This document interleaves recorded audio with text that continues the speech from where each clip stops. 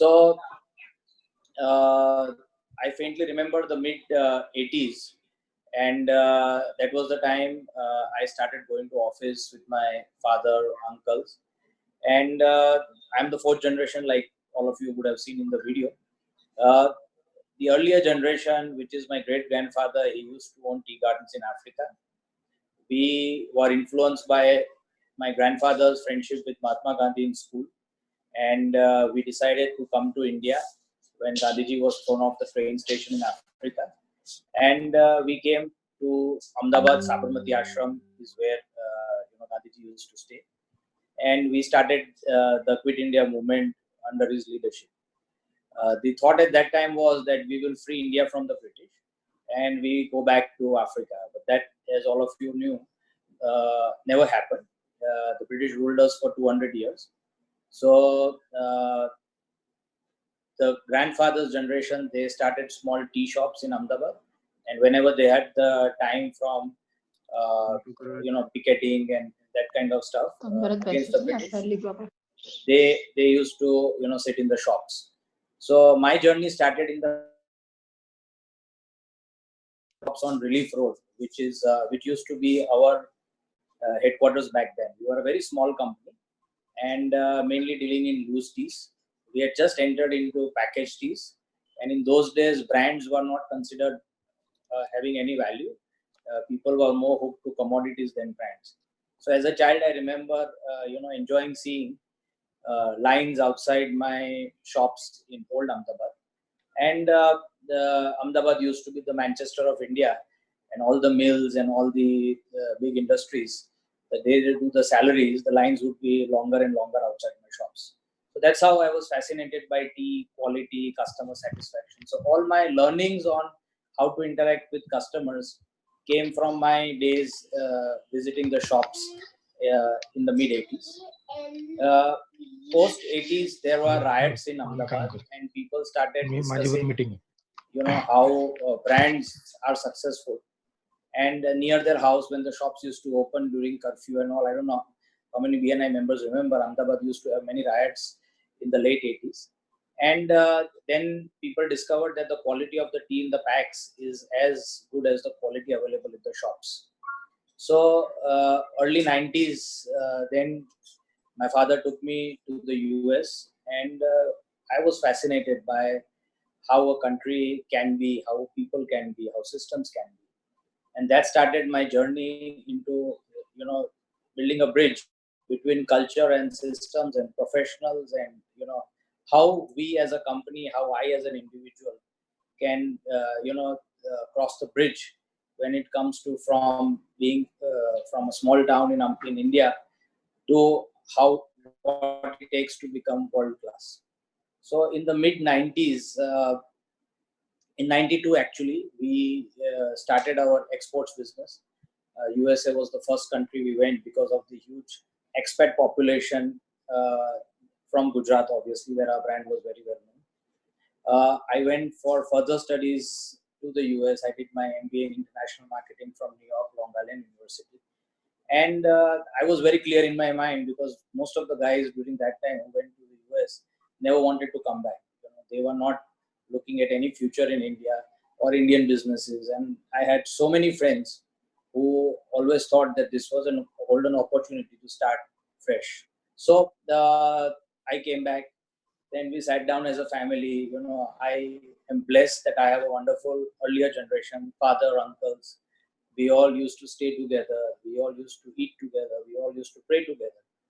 And out of that, they, permitted us to venture out of Gujarat. So first, I remember we ventured out of Ahmedabad, then went to South Gujarat. Then the journey went to Rajasthan, then to Madhya Pradesh, all with a core team, first-hand experience, traveling by train, buses, etc. And today we are there in more than 17 states of India, more than 40 countries outside India. And I feel that, I have been lucky that I have been at the right time, at the right place, and I have played a role in this journey. In the meantime, we got a lot of discomfort from the government, from external. India was not a sweet spot globally, what it is today. Anywhere we went, they said that, where are you from? We said India. The only idea at that time that came in the opposite person's mind is that you have snake charmers, you have elephants roaming on the streets. So my job was also to, be a good ambassador of India and change the perception of our country. At the same time, most of the countries that I started the business overseas were mainly coffee drinkers. And first, my job was to, introduce them to tea, how to make good tea. And that is where, we gained a lot of goodwill and market share. In the process, we discovered one of the things I observed, that India as a country has a lot of coffee shops. And anyone who wanted to go out would say, hey, let's go to a CCD or let's go to a barista in those days. And I always thought that, why is tea not given the respect that coffee is given? So again, we sat down as a family and we decided that let us invest into this venture and see, how people react to it. The first tea lounge, which we opened in Jaipur, was a big failure. It had the best location, it had the best passion, but we got a lot of learnings. So the second one, which we opened in Mumbai, is running very well even today, and we scaled up that division to a very successful model. Now, even if anyone goes to Goa, the first call I get is that, oh, I enjoyed the tea at the Goa tea lounge. I personally did not believe that a city like Goa, people will go and pay for a cup of tea, because we all know why people go to Goa. But I was wrong. My people were right. People genuinely look for a good cup of tea, good service, good hospitality, and good food. So that's where my uh, ability to take risks, try new things. I am so blessed that I am always supported by my professional team at office, my family.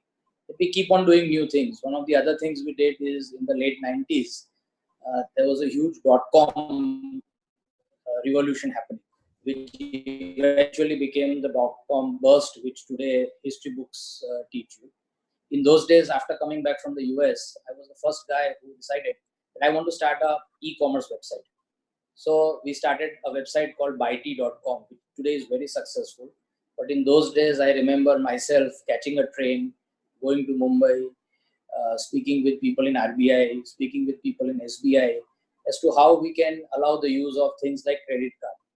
Back in the day, people were not using credit cards. Banks were not allowing foreigners to use credit cards to buy anything from India. So I have been extremely hands-on, and I have lived through this journey, wherein from a time where there were no users to now, wherein everyone is digital. And as we now go ahead, everyone is going to be more digital. So we've now had, we are one of the largest in e-commerce, and we've really enjoyed the journey. So all through this years, we've also built up professional teams. Today, as I see outside, one of the few companies who has the best professional team in a country, especially in an industry like tea, which is mainly a commodity. So tea is something that we buy from the auctions and we sell it to customers, and we are very passionate about quality, as you've seen in the film earlier that we showed, wherein we believe that I should be able to sell something which I believe in.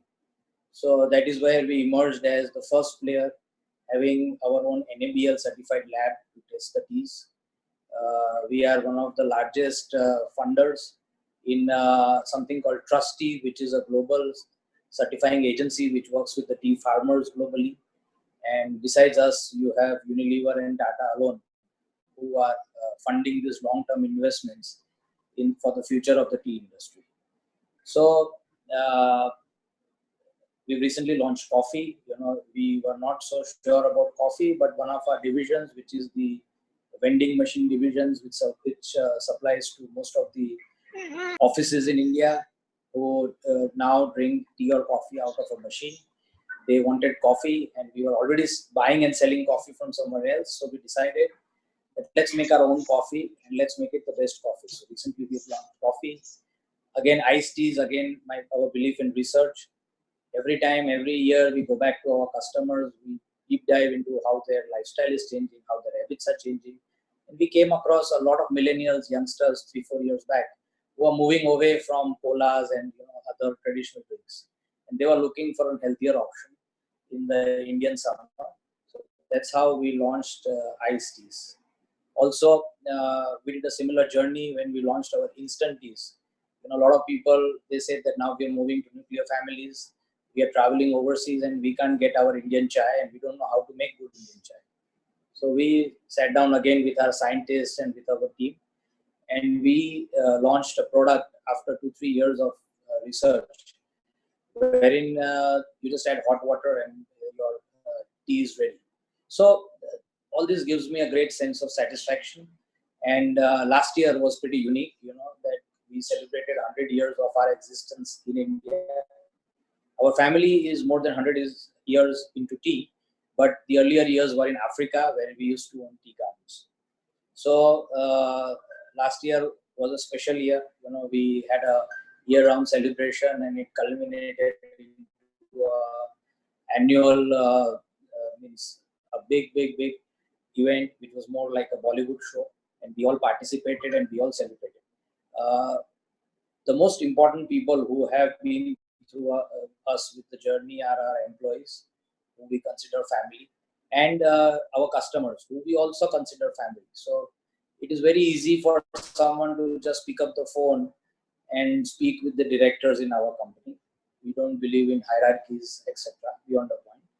And we have, I personally read every email that comes from every customer globally.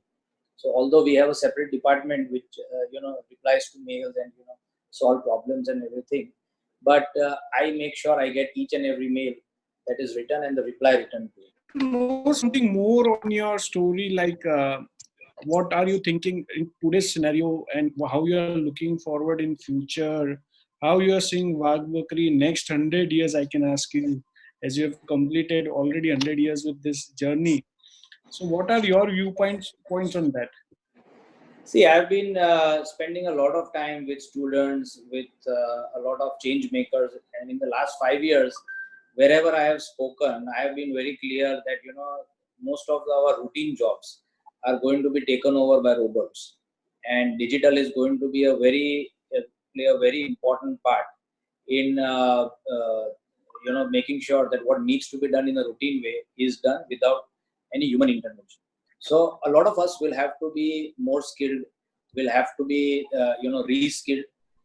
Also, I have been watching a lot of disruptions that have been happening in our lives in the last 5 years, and I have been mentoring students. I've been discussing with startups that whatever that you guys do or you think, look at disruption that is happening in our everyday life.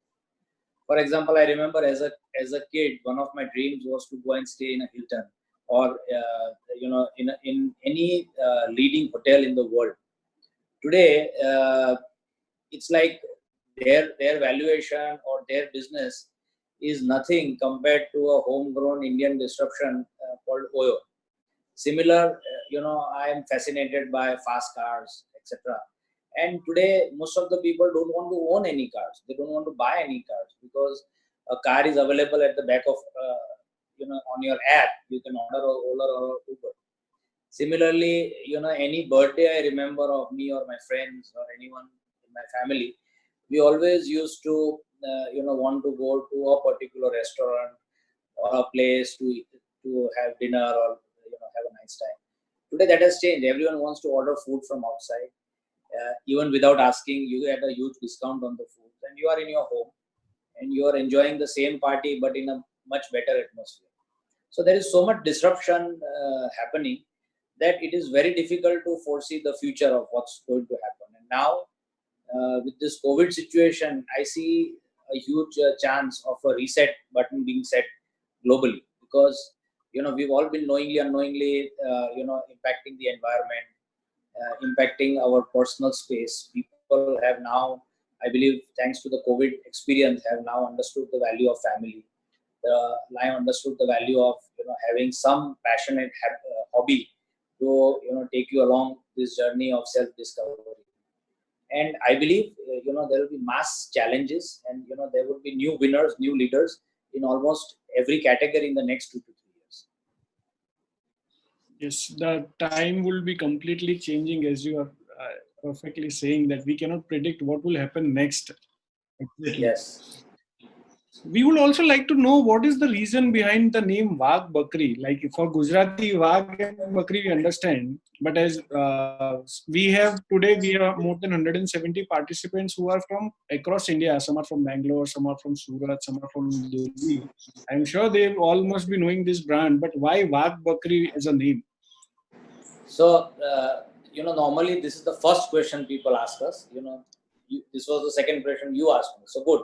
I more or less expect this question even on an airline, where I meet someone I don't know. This is the first question they say, why? What is the story behind the name Wagh Bakri? So here it goes. Like I said, my great grandfather used to own tea gardens in Africa, and he sent his son to boarding school in Alfred High School, Rajkot. In those days, this school was very popular as a boarding school, and all the kings used to send their princesses to this school. There, he became childhood friends with Mahatma Gandhi. When Mahatma Gandhi became a barrister and moved to Africa for further education, he stayed with his friend, which is my grandfather.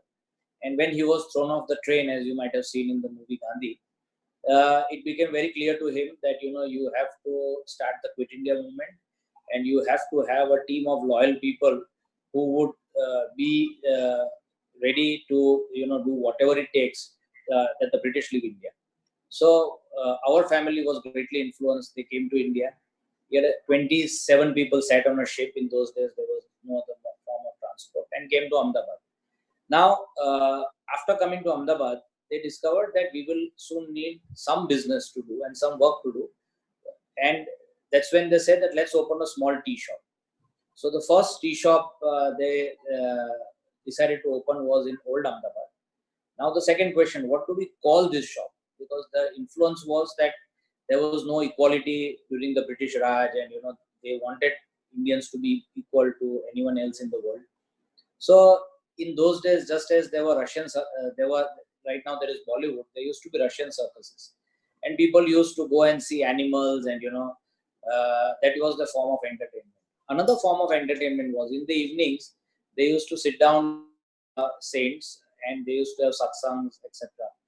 So in one such satsang, one of the saints he picked up a charcoal, and on one side he drew the most powerful animal in the animal kingdom, which is the tiger, and on the other side he drew a goat, which is the least powerful, and both of them are drinking from the same cup of tea, and in between, in those days, like right now you have Akshay Kumar.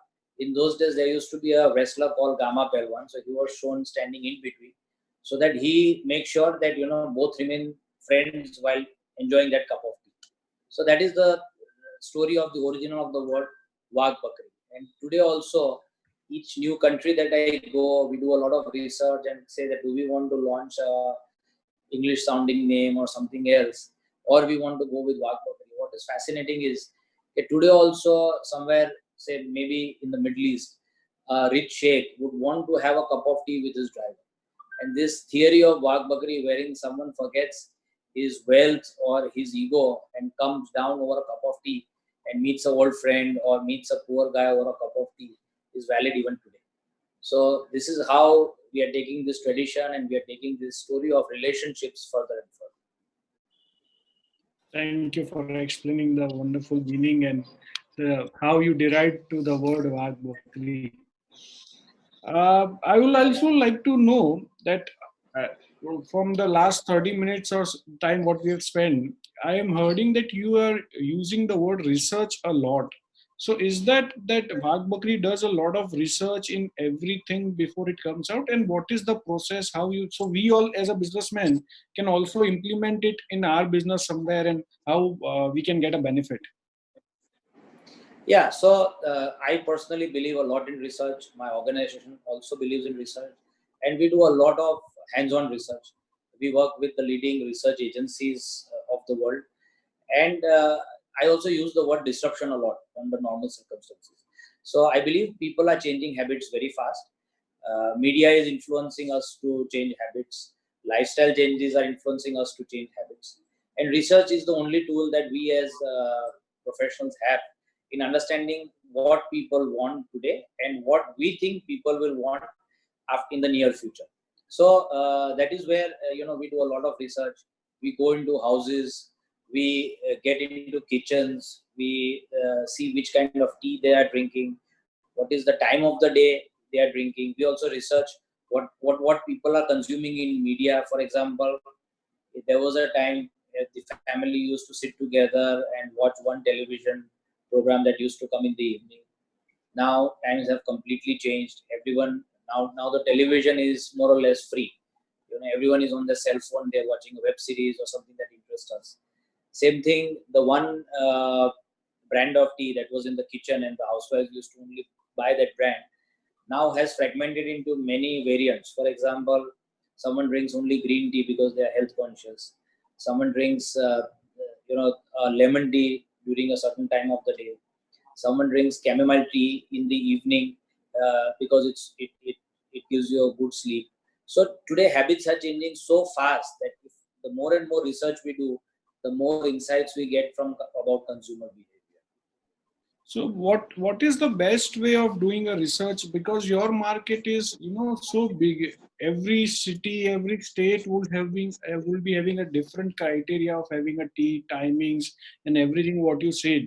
So how do you do that? Make the process we can know. So one you hit it on the nail on the head when you say that every city has different habits.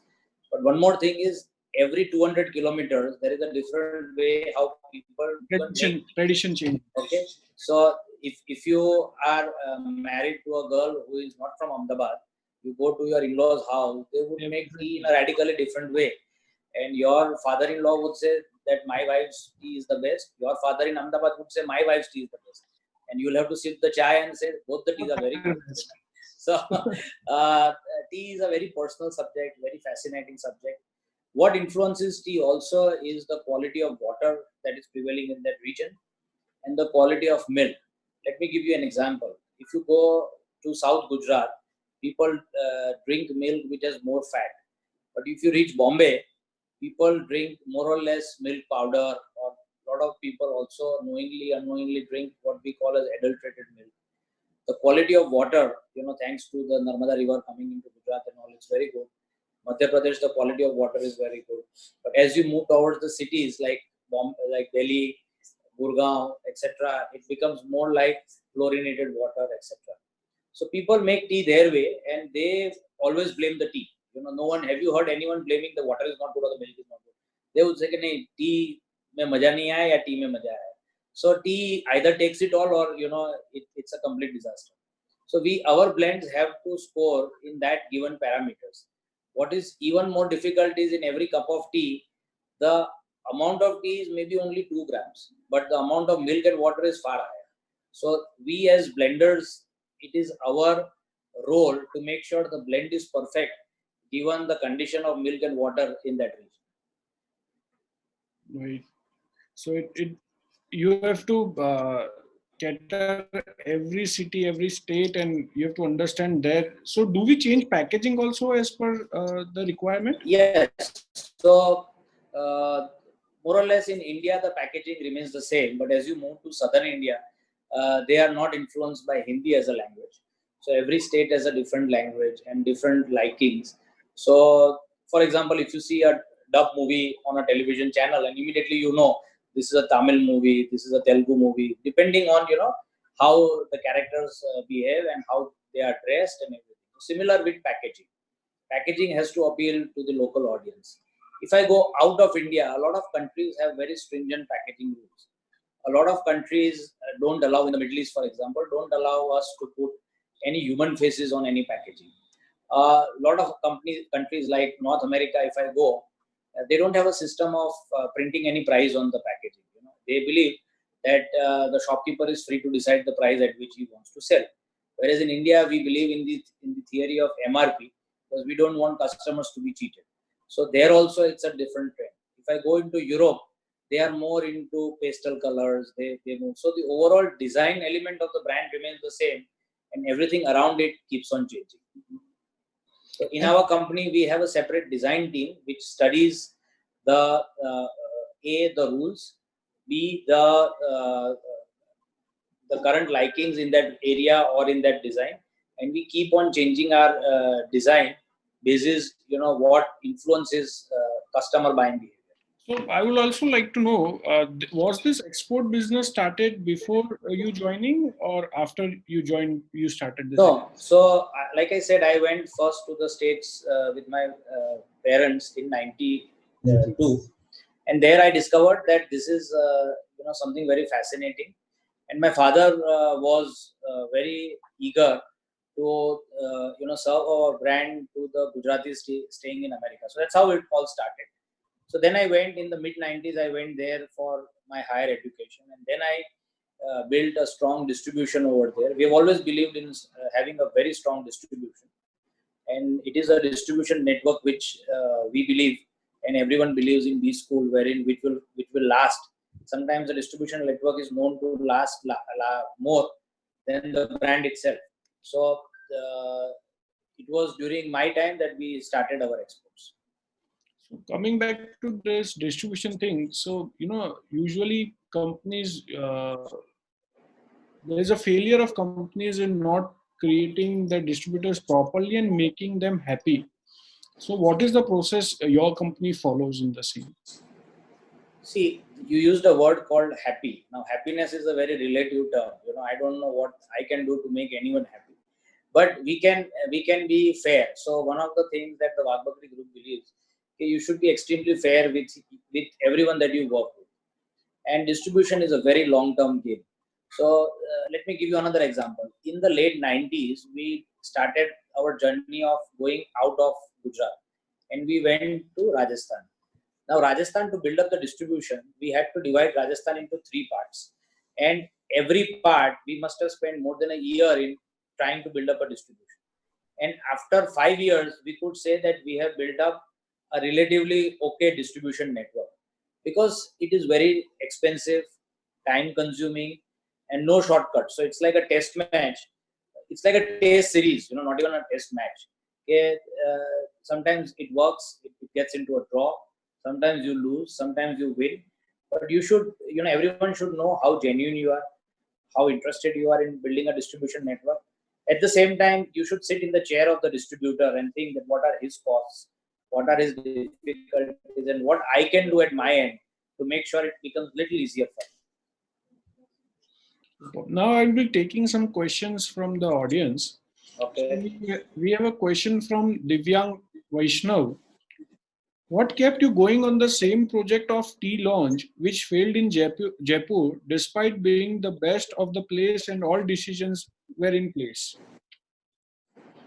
Yeah, so I think failure is my biggest teacher. A lot of people don't know, but I have failed in many things in life. And one of the things that I really like is that I like to learn from failures. Jaipur was more or less a collective failure.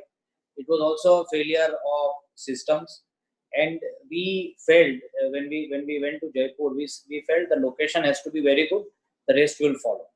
But then we discovered that systems are more important than location, and you need to have a separate team handling this as a separate vertical. So when we went to Bombay, then we started multiplying it very fast. So the first one I opened in Vyapaar Lane, Bombay, on the way to the airport, and then we went to Bharat Diamond Goods in BKC, and ever since there, then we went to Delhi. Delhi also we opened 3-4 lounges. Then we went to Pune. Then by that time, Mumbai Metro had approached us for our outlets in their location. Then we came to Ahmedabad. Ahmedabad also is known for its tea centers, kitlis, etc. And everyone loves going to the kitlis. So initially, there was no buying to the fact that people in Ahmedabad will pay $150 for a cup of tea, and the kitli wala outside is also using my tea, and I am also using my tea. So then, but we were pretty sure that if the ambience is right, if the service is right, and if we are honest to our customers, and we give a complete experience, people will be more than willing to pay.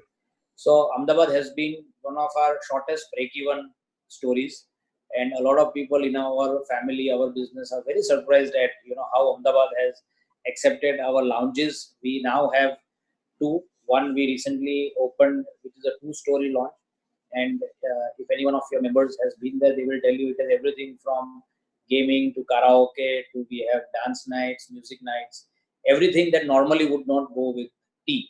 A lot of people come there to play our board games.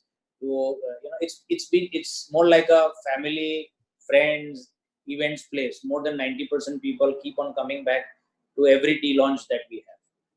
Great. And there's a question which is, adjoined with this question which Neha Agrawal has asked.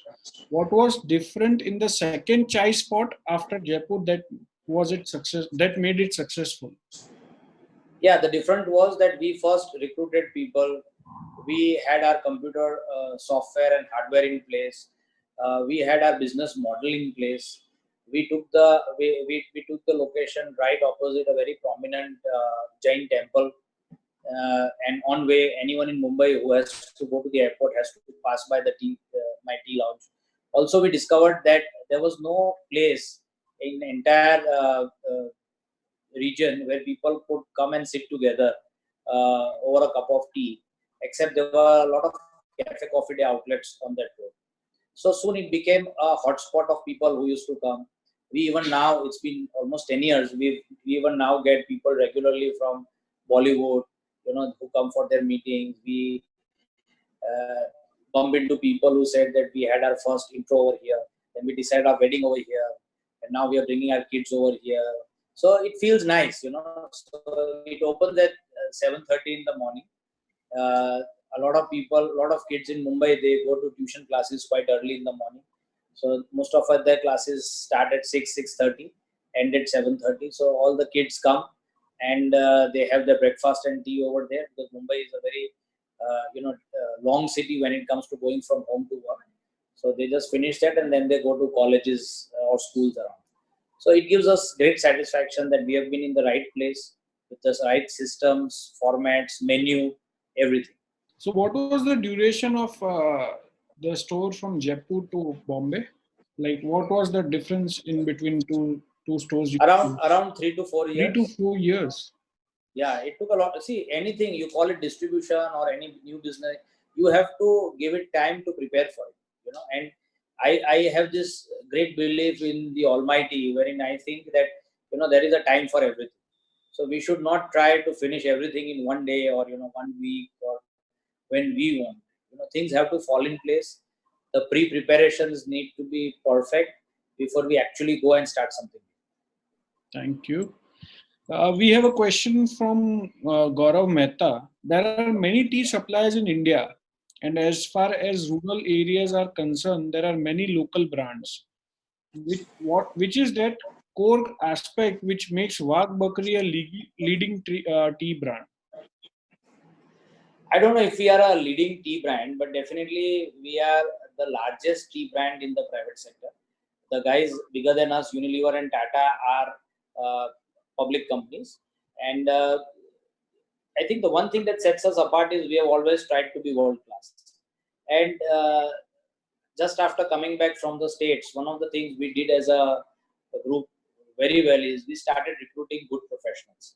So a professional team is a must.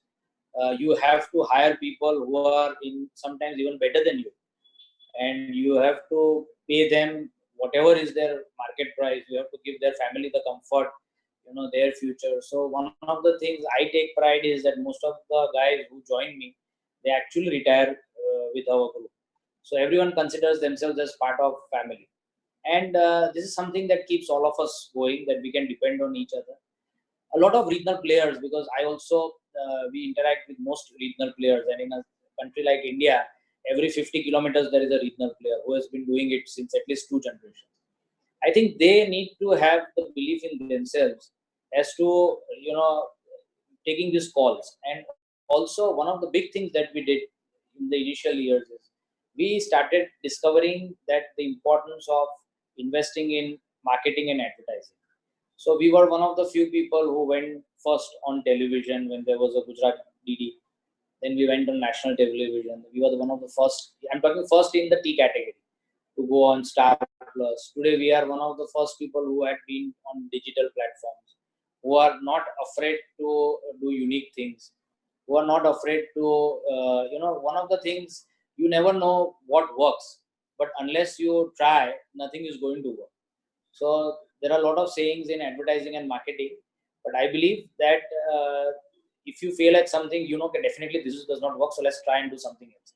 And our belief in things like data research also helps us in understanding that where our money spends is properly utilized.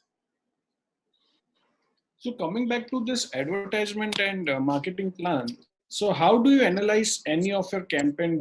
Was it successful or not? How do you decide that we should spend more? Like you have been the first one to be on TV, so you don't know what will be the reaction from everyone.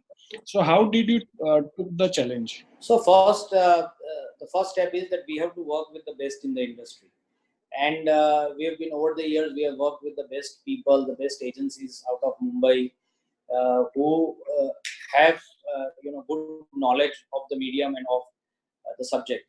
Also, the industry flatters us that any good thing that is happening, they have a very independent body which decide things like awards, etc. And we tend to win awards for work that we do on television or on radio, etc. So we know that somewhere we have done it right. The third thing is that there's a lot of data which comes out, and basis that data, we get to know that what is the likability of our advertising, plus what is the viewership that people have done. Like even now on digital, it is very easy to spend money on digital, and that how many people have actually interacted with the brand, how many people have liked, for how many seconds have they seen their ad, etc. And at the end, when we go in the market, and our market is made up of mom and pop stores, of supermarkets, of e-commerce, the customers, when they come asking for the brand, the shopkeeper tells us that, oh, I think your campaign is working because people are coming and discussing words from the campaign or stuff like that. So it's already 4, so there are a lot of questions. Would you mind? I will take you 10-15 minutes more. Yeah, okay, no problem. Thank you, sir. So there is a question from Ojas Trivedi. Wagh Bakri Tea as a brand has gained great success while being rooted to traditions and name. What is the constant change that you have carried from your previous generation and would like it to pass to your next generation? As they say, change is the only constant. I don't know about change, but in our business, you need to also not change. For example, our belief in being extremely fair to everyone that we work with, our belief in not cheating the customers, these two things have stood the test of time. Our belief in investing into the future, this is also something which has stood the test of time. What keeps on changing is our marketing keeps on changing, our keeps on changing. 5 years back, there was no market for green tea. In the late 90s, there was no market for tea bags. We were the first to buy the latest machine, brand new, from a country called Argentina, which we even don't know in those days where on the map it was. And we just said that this machine is from Argentina, so let's go and buy it. And we bought it. The machine stayed with us almost unused for the good 2 to 3 years. We tried, and after 3 years, people started accepting tea bags as a form of tea. Similarly, now, green tea, there was a time where people were not accepting green tea. People were saying that tea is to be drunk only with milk. But then, thanks to media and thanks to our efforts, today we have the largest range of green teas. And even now, we see stockouts of green tea in times like this, when during Corona times, everyone knows that we have to, sip something warm all through the day. And one of our latest variants, which is called Kava tea, is always sold out. So this gives us immense satisfaction that what we have been doing, people have been appreciating that. We will all. There is a question from Subramaniam. Tea drinking with milk is more followed in India, but overseas, for example, Sri Lanka, without milk is more preferred. So, what is best way to enjoy the tea? So good question. There is no best way, but the way Britishers invented tea, everyone is aware British invented tea. So they set up tea gardens in India, Sri Lanka, and Africa. And even today, these are the three main producing countries for black tea as we drink it. What Britishers said is that you should brew your tea with water, and you should add, a spoon of milk into it. And tea that is what that is the right and authentic way even today to enjoy tea. But as we get into different regions of India, uh, people add so much milk, they hardly add water many times. જેને એ લોકો આખા દૂધની ચા કે. If you go to say Saurashtra, down south, they add so much sugar that they call it khadi chammach chai. The spoon can stand in the cup of tea. So who are we to challenge what people like? But definitely the way Britishers invented it, there should only be a small teaspoon of milk in your cup of tea. Okay. So when we grew up, our mother used to tell us that you should not drink tea. It is not a good thing. So how would you comment on that? I have been living with this fact, so all my friends in school used to tell me that, how can you have something which kids are not allowed to drink? But these are all myths, and I don't think it has any standing from a scientific point of view. In fact, tea over years has emerged as the cheapest and the healthiest drink compared to any other drink in the world. And today, people, even you go to any nutrition specialist globally, they would advise you to drink tea without milk, green tea if possible. And anyone who, if you go, like there are a lot of people who have insomnia, who can't sleep at night. A lot of doctors, they prescribe them our chamomile tea, because chamomile tea is known to induce sleep. So tea now has a lot of medicinal values. We have masala chai, which is like with 7 different spices. It acts as an immunity booster during the rainy season, where most of the diseases are spreading really fast. So such now new uses of tea are emerging. And if you go to any medical shop, he will tell you that, oh, you are taking this medicine, why don't you also have a green tea, because it will help you in this. And we ourselves, like I get so many mails from my people that, someone walked into our tea lounge and said that I've heard that green tea is good for losing weight. Why don't you give it to me, and how much weight can I lose in 2 months? And then our people, like we have people in our lounges who explain the scientific meaning, and we tell them, look, to lose this much weight, you'll also have to walk 2 hours every day, exercise, live a healthy lifestyle, and have green tea. So it's not a medicine, but it's something which influences what results you want to achieve. And you will have to work as a 360-degree project on it. Thank you. We have a question by Jaimin. Any advice for people who are in family business? Because in family business, everyone has their own view. Yeah. So one of my earliest memories is that when Nirma launched its family business MBA, I was called as one of the mentors. So I mentored the first year batch, and it is amazing. Some people, everyone has the same kind of problems, but I believe that if you look at the outside world and the successful outside world, like we go to Germany very often, Japan, most of the businesses are in fact family businesses, and most of the businesses are in their 8th or 9th generation. So it is not something like I'm just in my 4th generation. They are in the 8th and 9th generation. And I believe today's day and age, there are many good advisors who can advise you as to how to have a proper discussion with the family. I'm also part of a global family group association called Camden Family Business out of UK. We have our annual meets, and everyone from Godrej to any other family business you can name of, they are part of it. And it's a good discussion wherein you get to understand the requirements. Also, I'm part of a CII family business network. So what is everyone's individual requirement? What is everyone's individual ability? And what is a general understanding? For example, if the family decides that we don't want to get into, say, businesses which promote non-veg food, for example, or are into alcohol-based beverages, then you have to respect the family's wish, and you have to play within the Lakshman Rekha, as they call these days. Thanks to COVID, that you have to play within the playing field, but the family also has to make sure that you get a large even playing field. So I think there is nothing that a good communication cannot achieve. Thank you. We have a question from Jigar Shah. As mentioned, distribution channel has been the most important for Wagh Bakri. What made Theory Animations venture into retail and hospitality? Also, what do you see as the future of retail and hospitality industry in the next 5 years? Uh, I think the first part is you are asking about our distribution, and the second part is you are saying. Can you repeat the second part?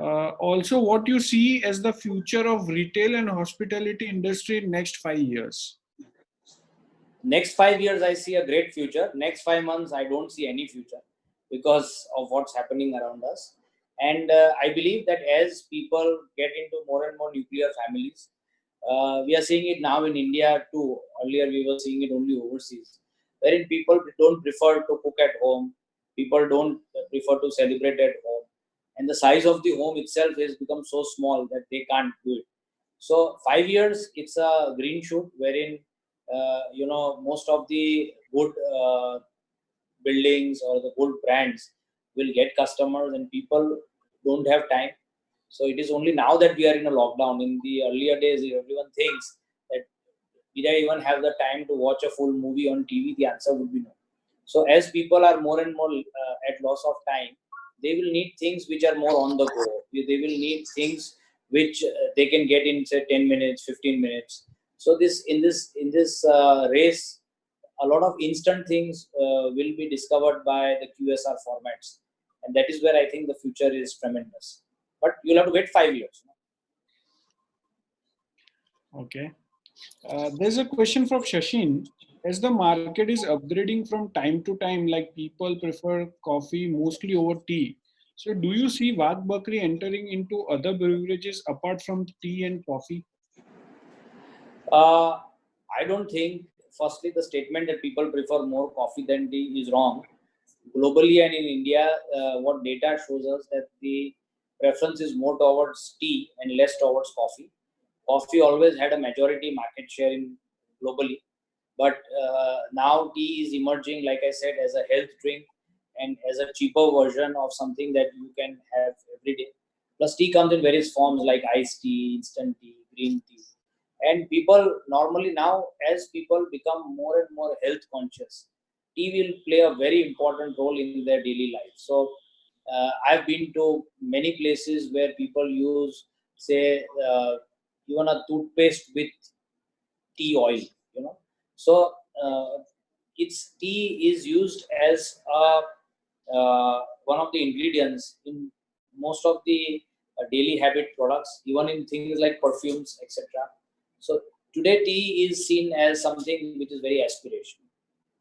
Thank you for speaking to the BNI Ganicus chapter and all BNI members.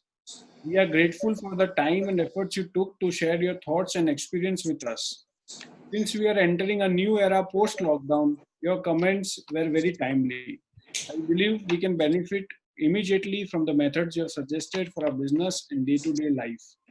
Thank you everyone for attending and participating in this week's Learning from the Series 8 and making such a positive contribution. Yeah, thank you all BNI members and especially your chapter. And I would like to invite each one of you to our tea launches once the lockdown opens. I firmly believe you said about a quote. I would leave with a thought. I believe that it is each one of ours responsibility to give back to the society in each and means in any way that we can. And this thought needs to be more viral, because I see so many people who wake up only during these kind of crises and say that I want to give food to the poor, etc. I think make it your lifestyle, make CSR part of your daily routine, and whichever way that excites you.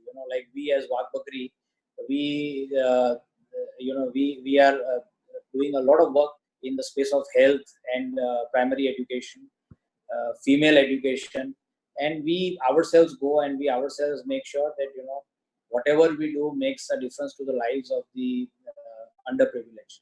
So today is a stark reminder to all of us that, no matter how much money we make or we don't make, let us make someone who is less privileged more comfortable in the smallest possible way. And this is a thought I would